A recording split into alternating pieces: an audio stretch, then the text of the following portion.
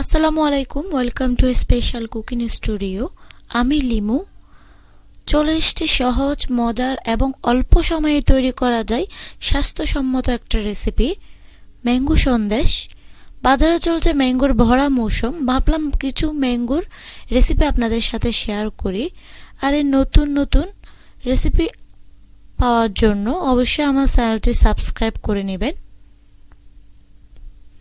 আমি উপকরণগুলো দেখাই নিচ্ছি। আমি এখানে পাকা 2টি আম কেটে নিয়ে নিলাম। আর আমের যে কোনো রেসিপি আপনারা তৈরি করার আগে অবশ্যই আঁশ ছাড়া বা কম আঁশযুক্ত আম ব্যবহার করবেন। আর এই আমের টুকরোগুলোকে আমি ব্লেন্ডারে ব্লেন্ড করে নিয়েছি। আর আমি মনে করলাম আরেকটু ভালো পিউরিটা ফ্রেশ হওয়ার জন্য একটু ছেঁকে নিলাম।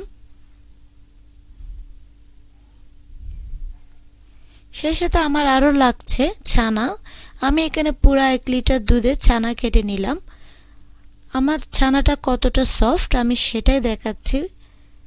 আর এরকম সফট এবং পারফেক্ট ছানার রেসিপির লিংক ইউটিউবে বিভিন্ন চ্যানেলে দেওয়া আছে, আপনারা চাইলে ওখান থেকে দেখে নিতে পারেন।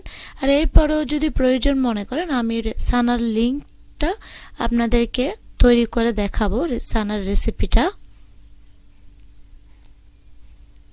আমি ছানাটাকে ভালো করে মথে নিচ্ছি যাতে ছানাটা কোনো রকম দলা পেকে না থাকে এবং ছানাটা যাতে লেগে লেগে আসে, একটার গায়ে একটা মিষ্টির মতো তৈরি হয়ে যায়। এরকম অবস্থায় আসা পর্যন্ত আমি ছানাটাকে মেখে নিব।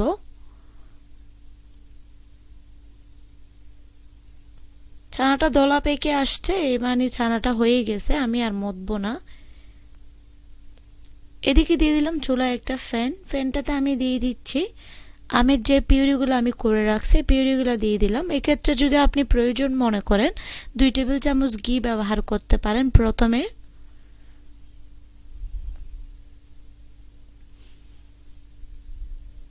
আর এই আমের পিউরিটাকে আমি নেড়ে ছেড়ে পুরো 10 মিনিটের মতো করে আমের কিছুটা পানি টেনে আসা পর্যন্ত করে একটু জাল করে নিব।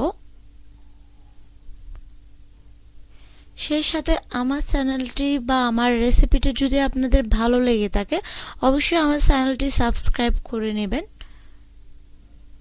রেসিপিটি ভালো লাগলে অবশ্যই লাইক করবেন।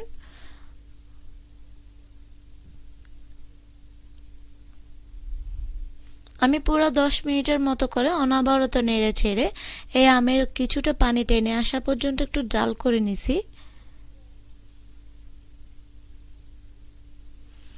এরপর আমি যে ছানাটা মথে রাখছিলাম ছানাটা দিয়ে দিলাম।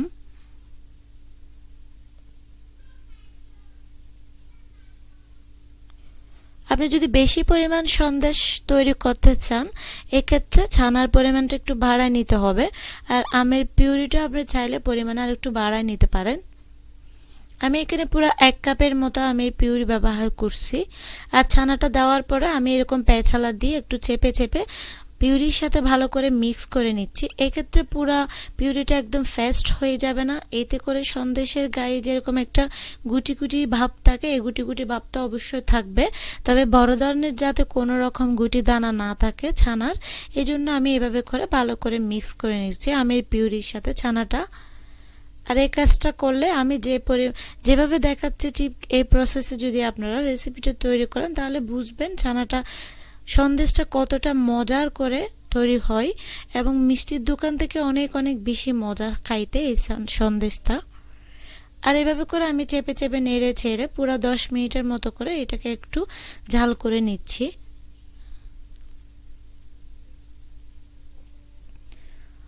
আর এর মাঝখানে আমি দিয়ে দিচ্ছি 1 টেবিল চামচ চিনি। আমি 1 টেবিল চামচ চিনি শুধু ব্যবহার করব, এর থেকে বেশি চিনি ব্যবহার করছি না।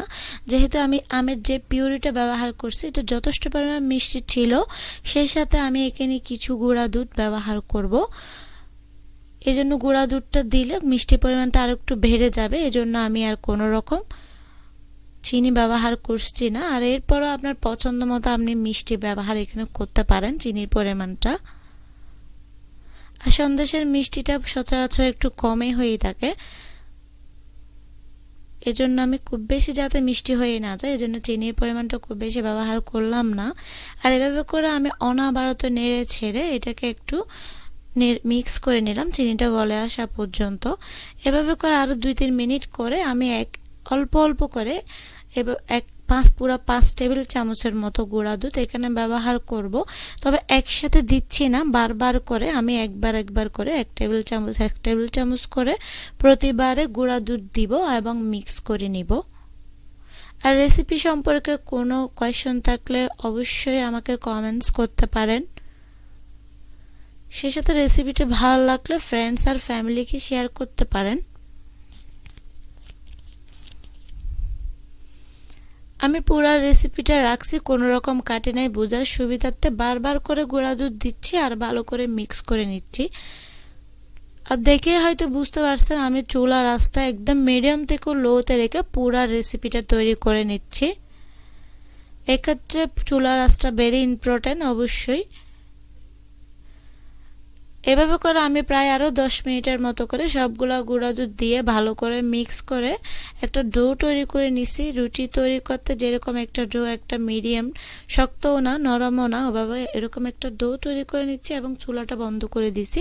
এবং সেই সাথে আমি যে সাথে এটাকে বসাবো সেটা একটু তৈরি করে নিচ্ছি। আর এই ক্ষেত্রে আপনারা চাইলে এরকম আমার মতো যে কোনো একটা ট্রেতে রেখেও পরিবেশন করতে পারেন, না হলে আপনারা চাইলে হাতে বিভিন্ন রকম শেপ দিয়েও এই সন্দেশটা তৈরি করে নিতে পারেন।